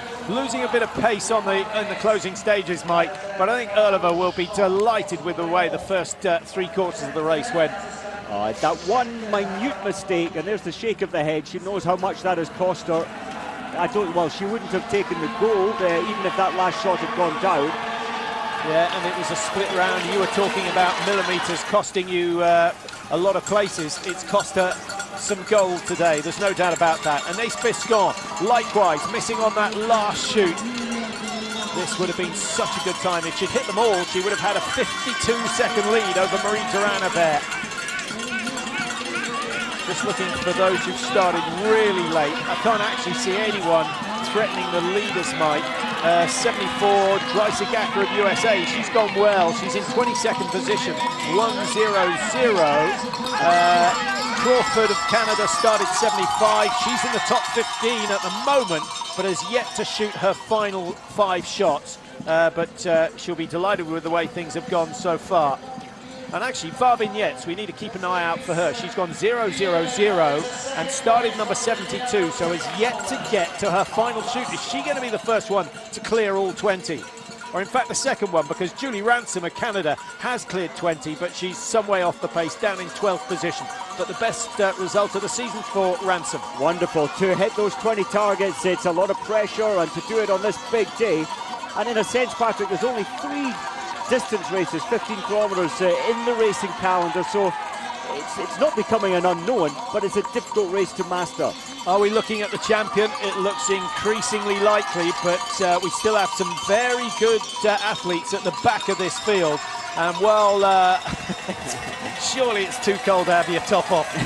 It was about -1 when we came down to the stadium this morning, and I don't think it's got any warmer. A sprint home for Sokolova, a good final lap. Remember, could have pushed her up close to the top 3. It's not a bad effort at all. She goes 2nd for now. She will not stay there. Dalmar is number 1. Sokolova, number 2 at the moment. Just what she needs for the Crystal Globe, Mike, but not quite what she needs for the team spirit. No, sadly, and last year's Sokolova, remember, she thought she was going to win the race. She started number 4. She was in a leading position throughout all of the race until bit 93 came in. Well, look at this. Anaïs Pescant is going to be almost a minute clear of Laura Dalmar. An astonishing run. She saves her best for the big occasion, and she's done it again today. 105 inside. Has she done enough to hold off Marie Durand-Hebert? I don't think so. Durand-Hebert 3 seconds quicker up the final climb on the last lap, and now coming round the back of the stadium behind the shooting range. Not far to go now for Durand-Hebert. She started a minute behind her teammate Pescant. Little stumble there from Durand-Hebert. Her legs are absolutely exhausted. Well, we've seen Martin Fourcade collect 2 individual golds and the gold in the mixed relay. It's now the turn of the women. France are having a sensational championships. It's not won quite yet, but Marie Durand-Hebert is going into the lead, and the margin is massive. Brilliant ski, a 12.2, 4 seconds taken off Pescant on that last lap, and Marie Durand-Hebert goes into the gold medal position. Is it going to be gold and silver for the French? Well, the only athlete could spoil the party is Varvignette, maybe separating them. Yeah, Varvignette's only a minute and 6 behind after the third shoot, and if she goes clear, she might well nick it.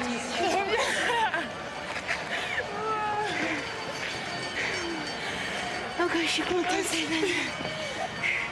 ça c'est bien ça. Emotional times in the French camp, and look at that smile. Yeah. Jean-Paul is definitely going to have some wine tonight, that's for sure. I mean, what a team. You've got to hit targets, you've got to ski well, but the French team can hit the targets in these in the individual more than most. Well, if it stays this way, Mike, that will be France's 4th gold. They've got 2 more possible golds in the men's individual. They could win the men's relay. They could win the women's mass start. They can certainly win the women's relay. It's a rout.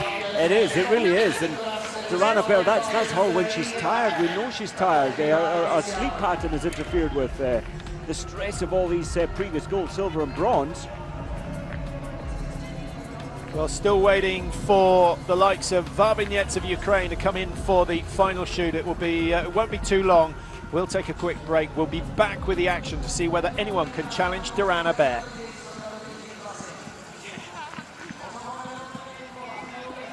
I only say the race is that she's 16-1 for a photo, and I put 3 quid in. 3 quid to win, 3 quid for a photo. Well, 180 would be nice for that bit for them. How much do you miss that by? So shall I go on 4 and yeah, see, let's 71's gone through, so Varvignette must have gone through. Something too serious. Yeah, I know, but she must have had a meltdown. Unless she hasn't. No, she'll be the next one. Yep, she's in now. Here she is. She'll be. Big whistle as well.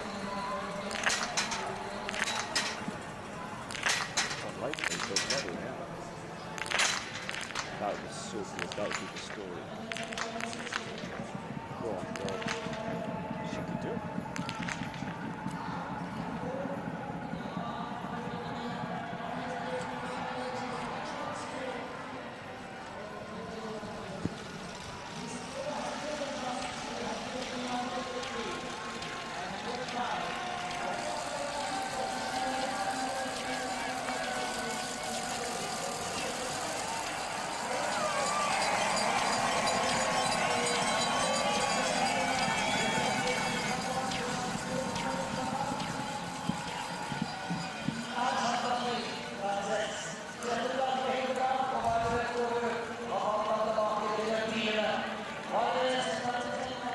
Shut up, Ziggy.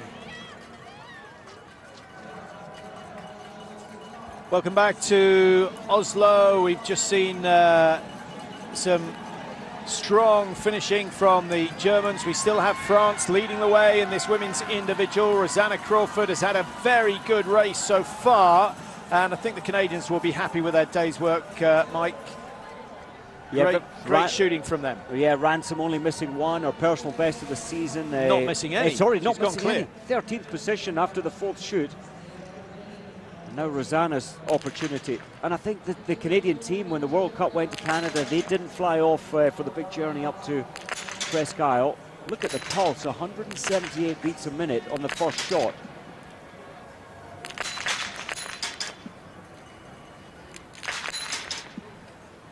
Cross your fingers and your toes if you're a Canadian supporter. It's gone down. Yes. Great finish from Rosanna Crawford.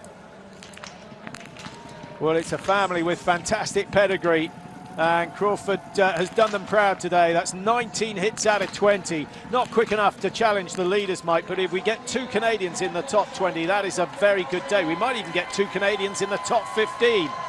But other names we need to watch out for. Gwizdon of Poland has gone clear and is pushing very hard, having hit 15 out of 15. So she's got the final shoot to come.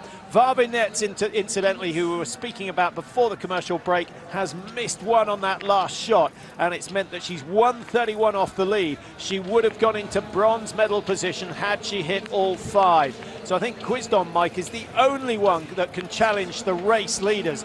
But even then, you would have to back Marie-Therese Hebert to outski Gwizdon by at least 1 shot. I think so. I think you're absolutely right. But isn't it interesting? Gwizdon, she's the only athlete in the whole field of, what, 94, who was racing here 16 years ago when the world champs last came here. She is the only one. And I would love to see her get on that podium. She needs another 5 hit targets to stand herself a decent chance of doing that.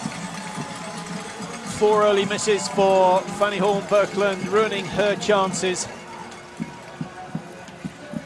I think the Norwegians will be disappointed today. The best after the 4th shoot.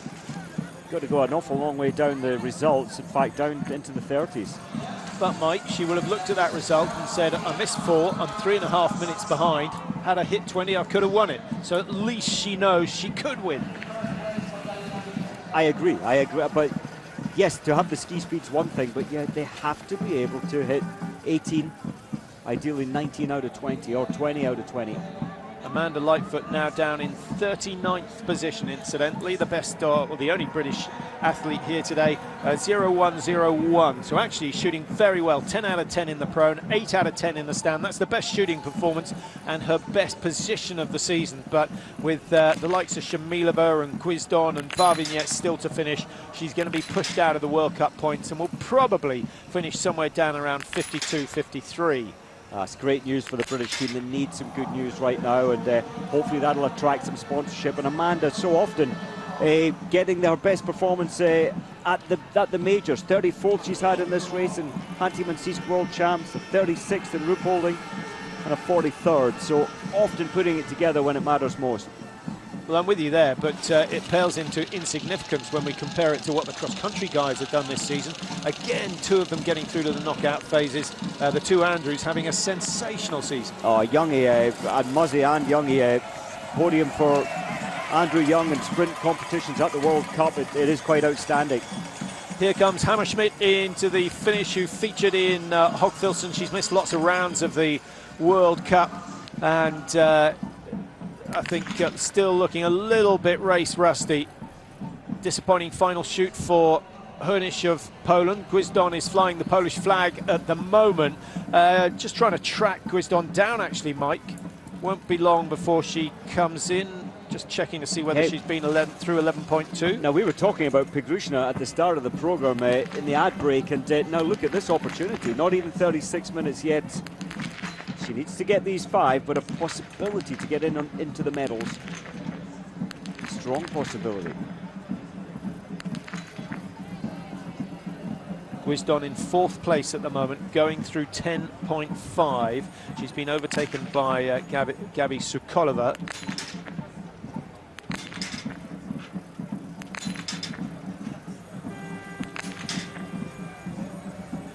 Well, the first shot and the last shot. Uros Velopech there, he knows how painful that is.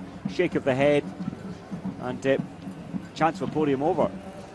Petrushna, who took the win out in Canmore, winning the sprint there, hitting 10 out of 10. And it's been a mixed bag since then. She's generally had 1 shoot where she's missed 2 in every race since that victory out in Canmore. And as time goes on, I think everyone deciding that Marie-Durand is going to be the champion, so she let those sprint and pursuit titles go, but it looks as though she's going to replace it with the individual. Now that takes some doing, and if she wins the mass start, Mike, I'm trying to think of anyone who has won gold medals in all 4 disciplines. In the women's. In the women's, we have to go a long way back. Henkel, possibly Henkel. Wilhelm.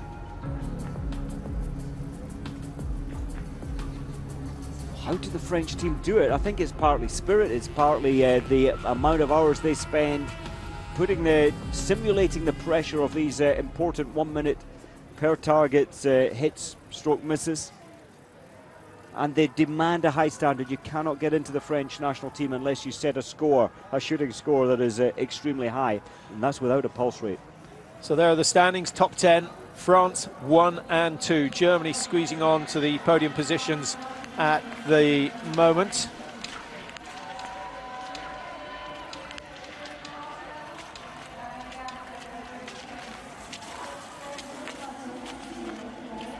I think the Swedish team, Ingela Andersson there, and well, as we saw earlier, some very, very good shooting from some of the young Swedish members.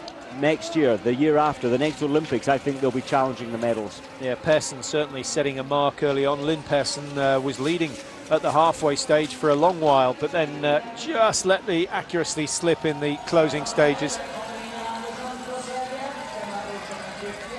Trying to track down Guisdon, as I said, she was in 4th after 10.5. She's gone through 11.5 now, and she's still in 4th position.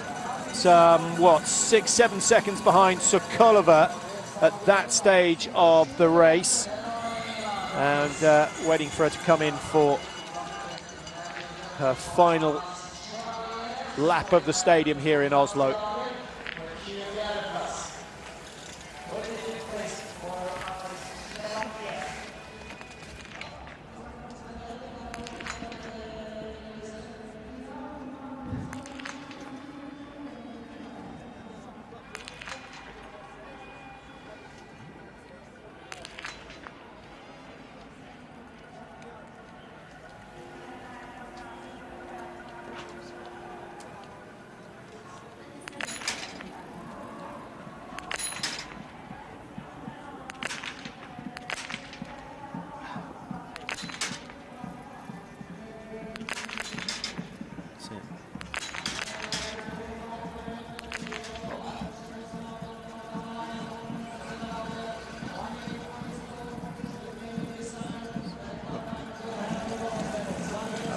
Going to win. Here comes Barnett.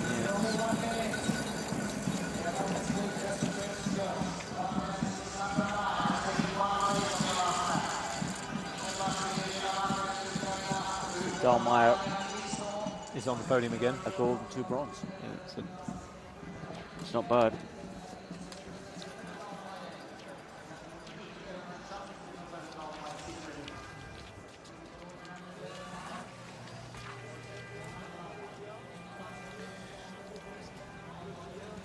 Her 3rd medal, so she got a 1, a 2 and a 3.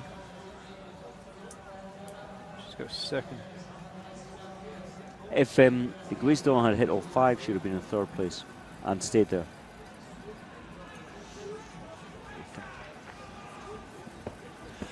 Well, welcome back to Oslo.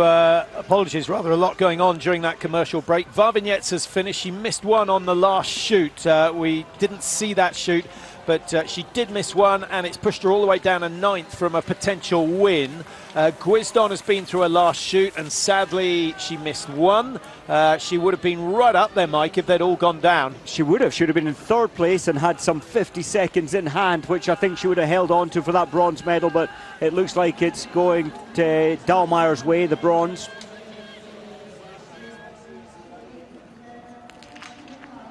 But the party could still be spoiled. There's, of course, Hildebrand at this stage, who was 3rd, and that is looking pretty good for the very last starter of the race. What's your theory on the snow conditions? Do you think it's getting a little bit quicker? Do you know, I honestly think it is. That was what some of the testers, the waxmen, were telling me even before the race. It's as if the temperature's dropped a little. Zagarico, 18 out of 20. That's a shame about that final miss. There's our probable champion, Marie-Durand-Hebert. The interviews will start, and it's great for the French team. Well, they've had plenty of success, but it's good that there's someone else getting the golds apart from Martin Fourcade. And Anaïs Béchon, so good. We don't often see Anaïs on the podium, but at the World Championships, and she's always got the strong head at major championships, and I'm so pleased she's silver medal at the moment and will stay that way, I think. I must say, it's hard to believe she only got her first win a year ago, and it was a world title. The interviews can start for Marie-Durand-Hebert. Her time of 44.02 looks untouchable. Anaïs Bescon, her teammate, in second place, and Laura Dalmar has overtaken Sukalova and Vitkova on the final lap to go up into third. So Durand-Hebert, a gold, a silver and a bronze if it stays this way, Mike. Of course, Dalmar, a gold and 2 bronze. They're the 2 golden girls of the championship so far. Well, that's in fact, of course, Durand-Hebert 2 gold, the team mixed relay. Gold there, silver, bronze, and now another gold. Not a good day for the host nation. The best they've got at the moment is Birkeland, who's down in 29th. Tyrrell Eckhoff down in 39th, 2.201. So that remarkable 10 out of 10 in the sprint seems a long, long time ago. And Marta Olsbu started so well and then missed three on the first standing shoot.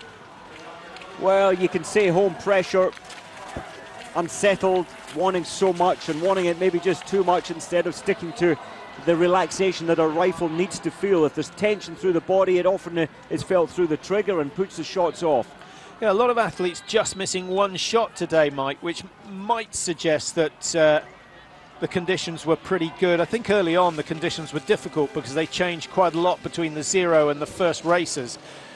But if we have a look down the top 10, the majority hitting 90. No one in the top 10 has hit 20 out of 20. But only one person, of course, Julie Ransom, 19th position, hitting 20 out of 20. 16 years ago, I think the conditions were worse. I was racing at that time, and 5 of the best shot 20 out of 20 then. Don't forget Bileman of Estonia, who has also hit 20 out of 20, but is down in 42nd position. Still a PB for her, a little bit of a shame. She's missed out on a top 40 and her first World Cup points. Well, let's have a chat with Gabi Sukalova.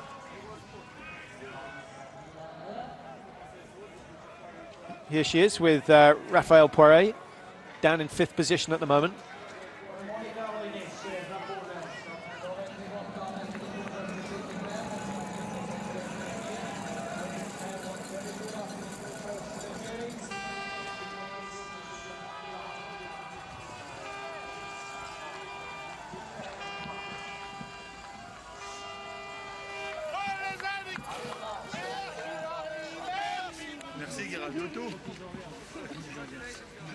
So I don't know if you heard too much of what Gabriella had to say. I think really saying, Mike, she put too much pressure on herself. In that she missed a shot early on, and she said she had to. She knew to win this one, she had to up her pace, and I think it was partly to her push too hard on the tracks, unsettled her on the range.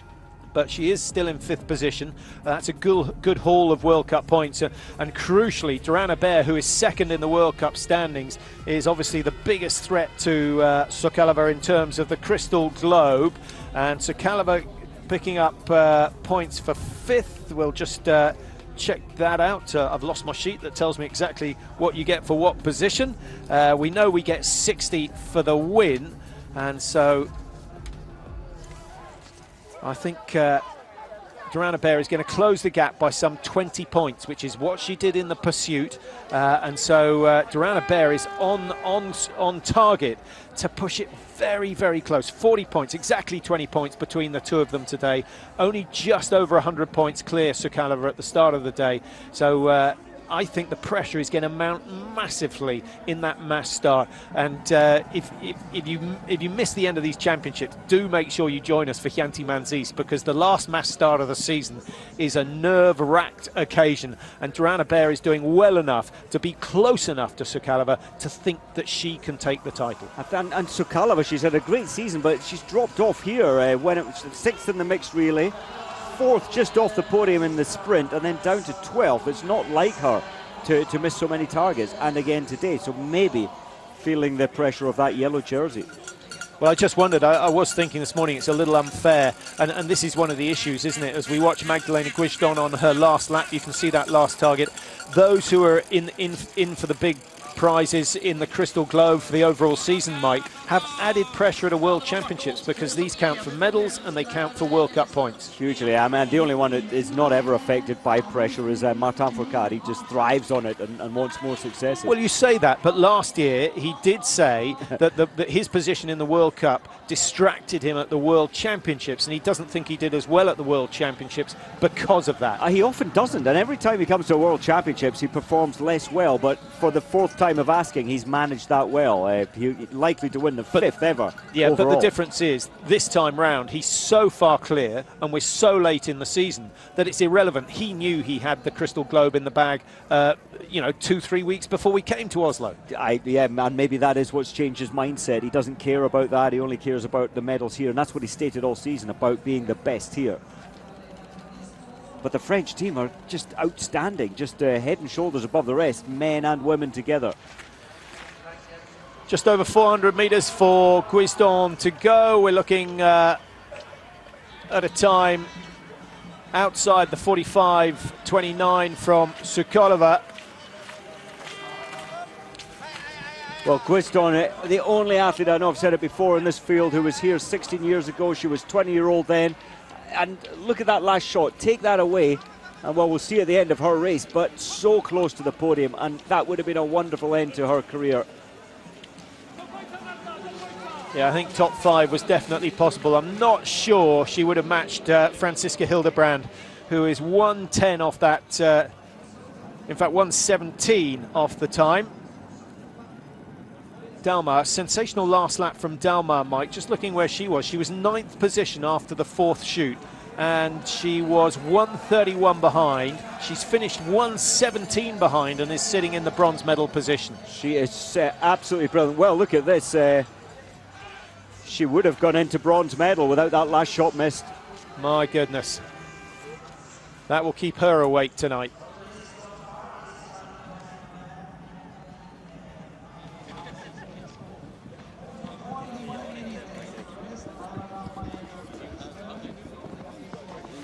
Yeah, I'm all right, thanks.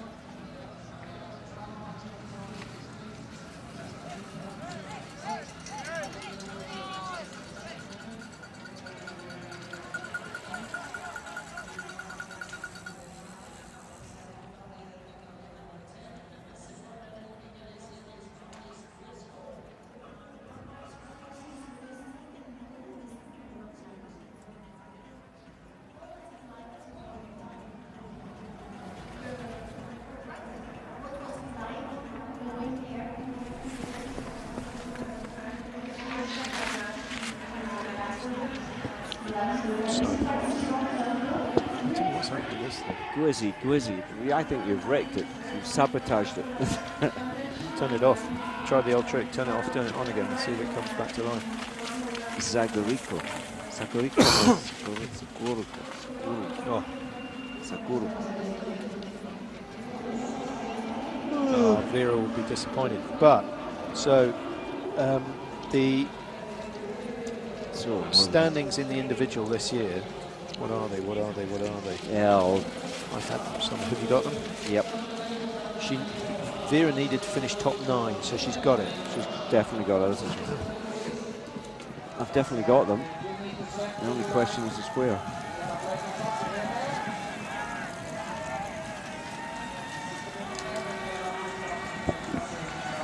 Come and speak up.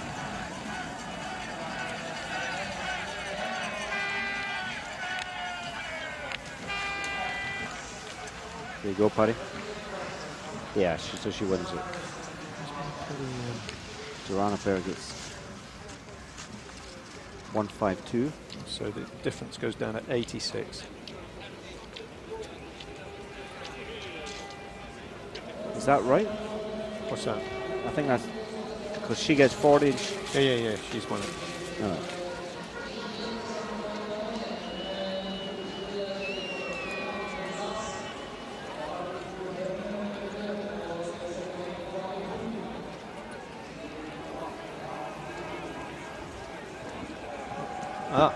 We have had, yeah. We can't get it working.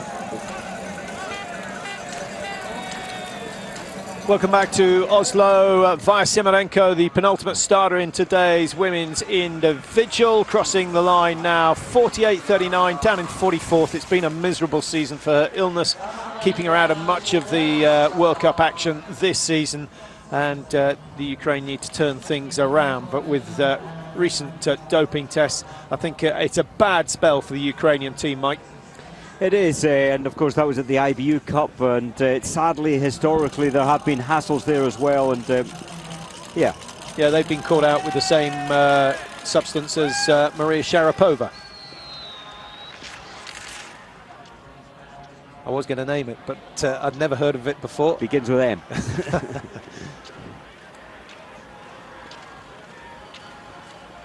Shapanova for Slovakia, 2011.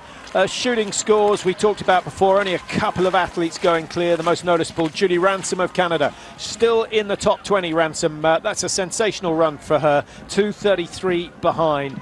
And when you've shot clear once, you'll probably believe you can do it again. Rosanna Crawford, actually, hitting 19 out of 20, has finished in 14th place. So 2 Canadians in the top 20. Other results, Susan Dunkley, 1-1-1-0. Just needed to be a little tidier earlier on, otherwise she would have been challenging for another top 10. Varvinets of Ukraine, 0-0-0-1. She's the best from her country. Dorothy Vera, Mike, 8th position, missing 2. Now she'll be disappointed with that, but she only had to finish in the top 9 to secure the Crystal Globe for the overall. It was mighty close with Duran Aber, because she was second in the standings and has finished just 8 points behind at the end of the season. But Vera deserves that trophy, having won the first 2 World Cups. And not missed any target. The first 2 World Cups in this event, she hit 20 out of 20 twice. I think she'll be disappointed with today.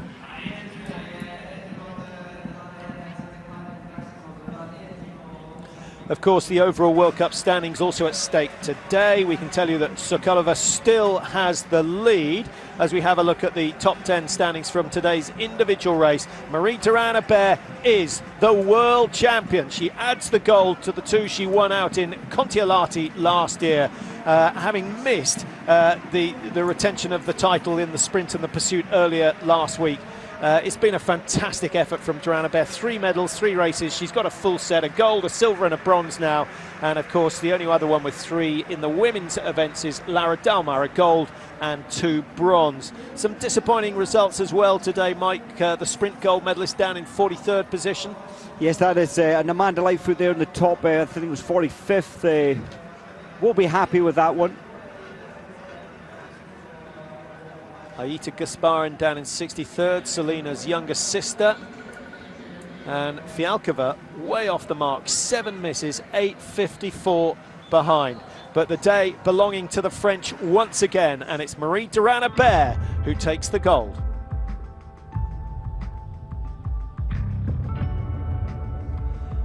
Lara Dalmar always amongst the favourites, Mike, with her shooting record, but strangely enough missing 2.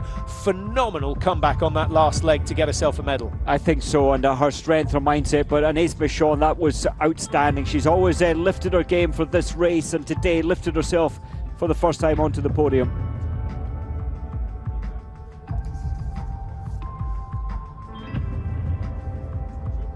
She started exactly a minute in front of Marie Duran Aber, and Aber finishing just about 50 seconds behind her to take the gold medal.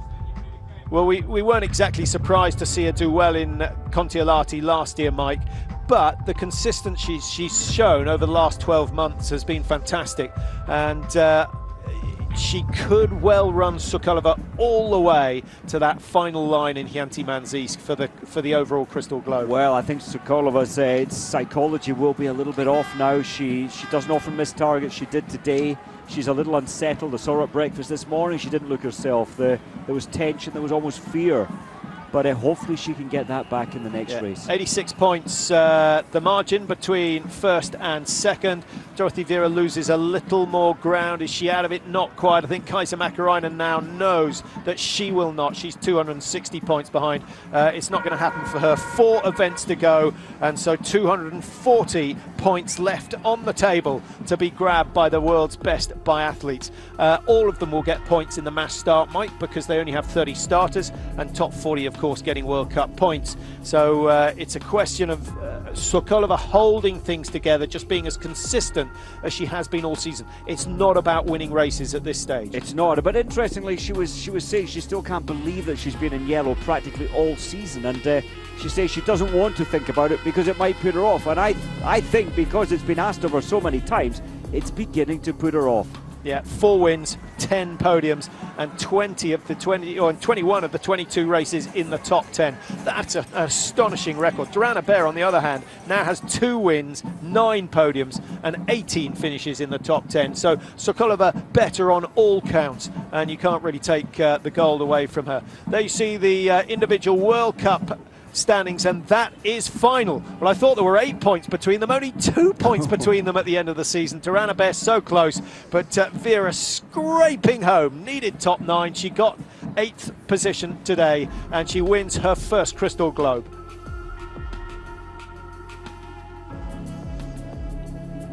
Can anyone stop the French?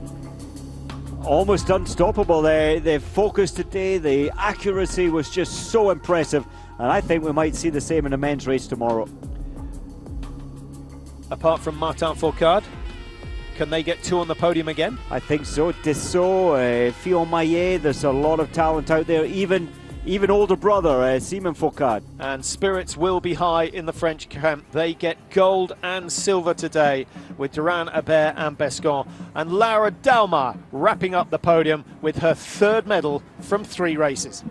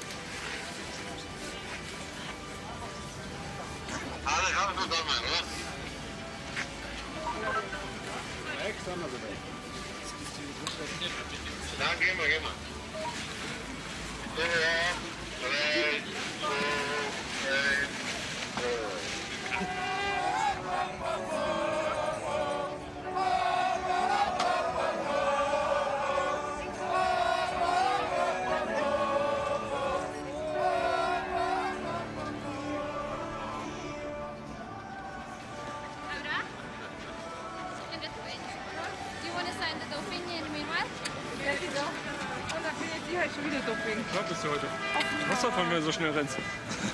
Aber halt war ich Pinky davor. Oh, soll ich dir gleich was zu trinken holen? Ja, weil in meinem Trinkwort in meinem Rucksack.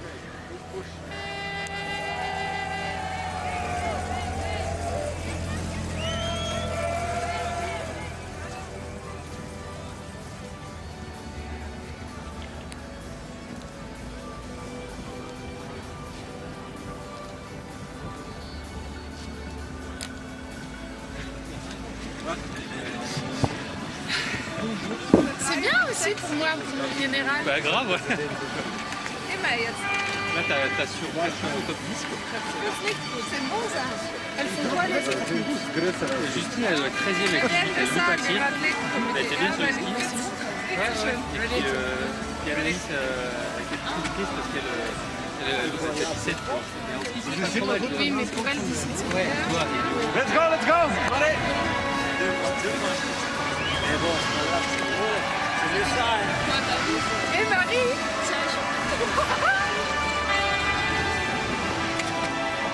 c'est pas grave, Marie. Non, je m'en fous. Je te fais ça. Parce que punaise, dedans. Et moi, je me fous comme de l'hiver.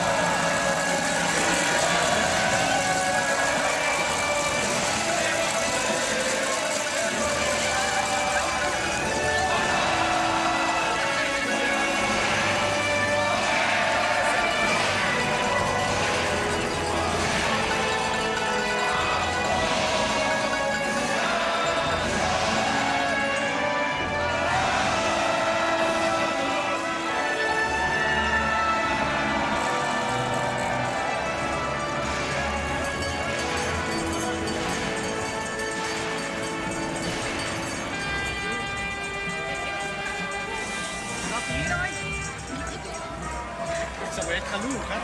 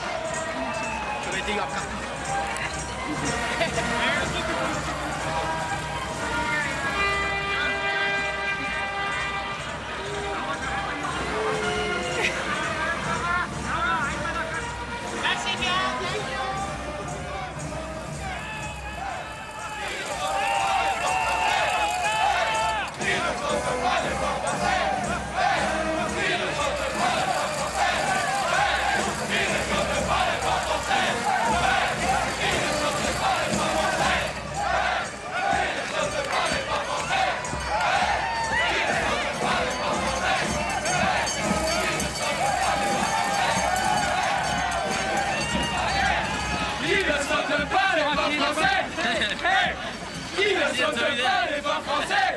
Hey! Qui ne saute pas les pas français? Hey! Qui ne saute pas les pas français? Hey!